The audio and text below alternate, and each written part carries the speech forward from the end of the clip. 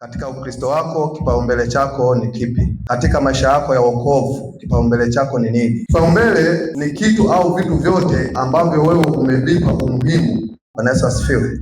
Katika Ukristo au maisha yetu ya utakatifu hapa duniani lazima tujue kwamba kipaumbele ni kitu gani. Lakini je, katika maisha ya wokovu vipaumbele vyetu kama watu tuliookoka ni kipi? Kipaumbele chako wewe kwenye maisha yako ni kitu gani? Au kipaumbele chako wewe katika ulokole wako au katika wokovu wako ni kitu gani? Lakini je, uhalisia upoje? Wewe na mimi kipaumbele chetu kipo wapi? Tunakuwa wepesi wa kujibu kwamba kipaumbele changu ni Mungu, mengine yanafuata. Lakini ukienda kwenye utendaji au kwenye uhalisia, tunaona vipaumbele Mungu anaweza kashika hata nafasi ya tatu. Najua kwamba Mungu anatujua vile ambavyo sisi tunajijua. Ezra sura ya 1 mstari wa 1 mpaka wa 6. Hapa tunaona kwamba miaka ile 70 ambayo Mungu aliwaahidia watakao uhamishoni inaenda kutimia, lakini haikutimia tu kwamba imefika 70 basi muondoke. Mungu akaamsha kusudi upya na kwenda kufanya kule wanaporudi. Kumbuke kwamba wakati wanaenda uhamishoni, lile hekalu la kwanza ambalo lilijengwa, hapa tunaona kwamba miaka ile 70 ambayo Mungu aliwaahidia watakao uhamishoni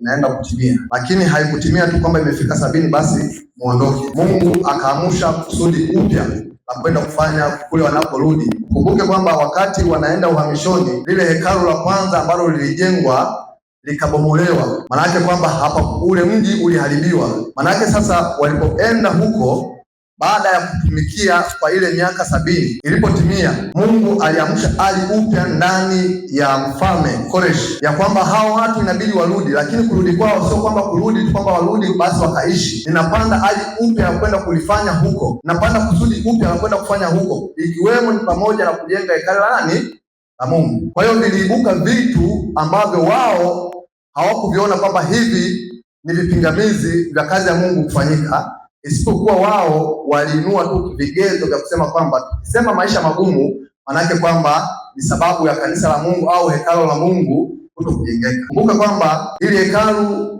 lilikuwa linajengwa ili Mungu ajitwalie sifa na utukufu tena juu ya Israeli, kwamba baada ya kubomolewa lile hekalu la kwanza au wameishi uhamishoni, lakini waliporudi kwamba Mungu wao hajawaacha, bado wameendelea kufanya kazi ya Mungu na wamemwinua Mungu.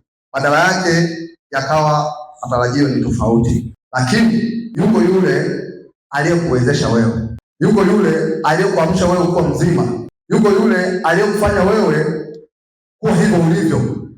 Anajua kabisa hujayumba kiuchumi, kwako maisha sio magumu. Tumejiweka bizi kwenye vitu ambavyo hatukutakiwa kuwa navyo bizi, lakini ubize ule ukaleta laana ikachipua ndani yetu.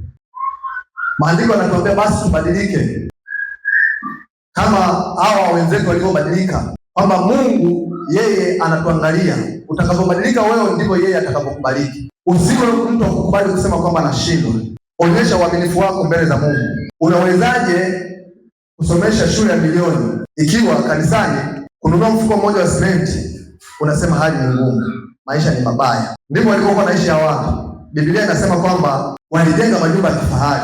Kanisani palikuwa ni mahali tu pa kufika na kuondoka, wakaishi kwenye nyumba zao za kifahari. Lakini walipoambiwa, walipokumbushwa kwa habari hiyo, yamkini walikuwa nakumbushwa, walikuwa wanasema kwamba hali ya maisha ni ngumu. Lakini huyo anayesema hali ya maisha ni ngumu anaishi ghorofa 2, anaishi nyumba imetimia. Lakini huyo mtu kumuhubiri kwa habari ya utoaji, atatoa pongezi. Nyinyi bwana, mmekuwa watu kuchangisha sana. Watu tuliookoka, walokole, inabidi tujivunie wokovu wetu, na tunapojivunia wokovu wetu, yani wokovu wetu uakisi kweli hata kule nje.